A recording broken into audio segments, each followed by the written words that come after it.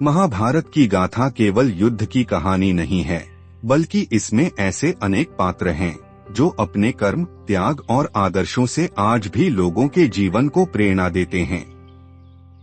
इन्हीं में से एक पात्र है एकलव्य। वह कोई राजा या राजकुमार नहीं था, लेकिन उसकी गुरु भक्ति और संकल्प शक्ति ने उसे अमर बना दिया। एकलव्य निषादराज हिरण्यधनु का पुत्र था। वह एक वनवासी समुदाय से आता था जिसे उस समय समाज में नीची जाति माना जाता था। लेकिन एकलव्य के मन में एक महान धनुर्धर बनने की प्रबल इच्छा थी। उसने सुना था कि आचार्य द्रोणाचार्य हस्तिनापुर में राजकुमारों को शस्त्र विद्या सिखाते हैं। बस उसी दिन से उसके मन में गुरु द्रोण से शिक्षा प्राप्त करने की अभिलाषा जन्मी। एकलव्य गुरु द्रोणाचार्य के पास गया और विनम्रता से निवेदन किया, गुरुदेव, मैं भी धनुर्विद्या सीखना चाहता हूँ। कृपया मुझे अपना शिष्य बना लीजिए। द्रोण ने देखा कि वह एक वनवासी है और उनके शिष्य राजपरिवार से आते हैं, अर्जुन, भीम, युधिष्ठिर आदि। उन्होंने उसे मना करते हुए कहा, मैं केवल क्षत्रियों को शिक्षा देता हूँ। तुम निषाद हो, तुम्हें मैं नहीं सिखा सकता। एकलव्य को यह बात बहुत चुभी, लेकिन उसने हार नहीं मानी। उसने प्रण लिया कि वह बिना किसी गुरु के भी एक महान धनुर्धर बनेगा। एकलव्य ने जंगल में एकांत स्थान पर गुरु द्रोणाचार्य की मिट्टी की मूर्ति बनाई। वह मूर्ति उसके लिए गुरु का प्रतीक बन गई। हर दिन वह उस मूर्ति को प्रणाम करता और अभ्यास करता, घंटों तक धनुष बाण चलाता, लक्ष्य पर निशाना साधता। उसकी लगन, श्रद्धा और समर्पण ऐसा था कि कुछ ही वर्षों में वह असाधारण धनुर्धर बन गया। यहाँ पर एकलव्य ने एक अद्भुत बात सिद्ध कर दी, यदि आपके अंदर सच्ची लगन हो और गुरु के प्रति आदर भाव हो तो साक्षात गुरु आपके भीतर प्रकट हो जाते हैं। एक दिन आचार्य द्रोण और पांडव जंगल में शिकार के लिए निकले। तभी उन्हें एक कुत्ता मिला जिसकी मुंह में तीर लगे थे, पर उसे कोई चोट नहीं पहुंची थी। यह देखकर द्रोण भी चकित रह गए। उन्होंने उस दिशा में खोज की जहां से तीर आए थे। कुछ ही दूर पर उन्हें एक युवक दिखा जो धनुष थामे खड़ा था। वह था एकलव्य। द्रोण ने पूछा, क्या यह तुम्हारा कार्य है?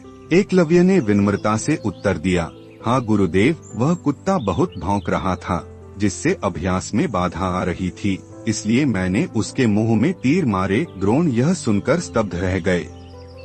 इतनी सटीक निशानेबाजी बिना किसी औपचारिक गुरु के। अर्जुन, जो द्रोण का प्रिय शिष्य था, चिंतित हो उठा।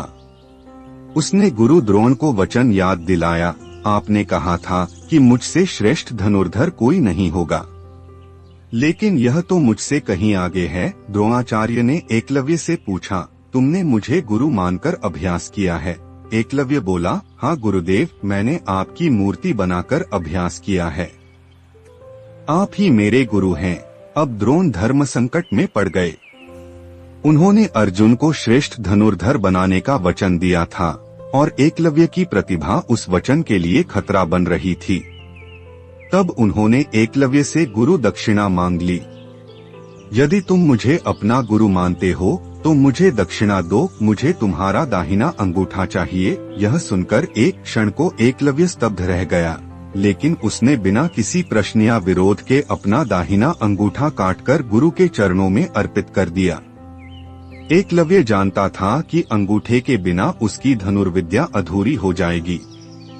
फिर भी उसने बिना किसी शिकायत के अपना अंगूठा दे दिया।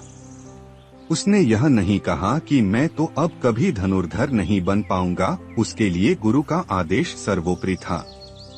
यह उसकी गुरु भक्ति की पराकाष्ठा थी। इतिहास में ऐसे शिष्य बहुत कम हुए हैं जिन्होंने इतनी बड़ी कीमत चुकाकर भी अपने गुरु के सम्मान को सर्वोपरि रखा हो। कुछ कथाओं में यह भी कहा गया है कि एकलव्य ने बाद में अंगूठे के बिना भी अभ्यास जारी रखा और बाएं हाथ से धनुर्विद्या सीख ली। वह अपने कौशल के बल पर कई युद्धों में भाग भी लेता है। हालांकि महाभारत के मुख्य युद्ध में उसकी भूमिका सीमित है, लेकिन उसका नाम हमेशा गुरु भक्ति के प्रतीक के रूप में लिया जाता है। एकलव्य की कहानी हमें कई गहरे संदेश देती है। संसाधनों की कमी कोई बाधा नहीं है, यदि लगन और समर्पण हो।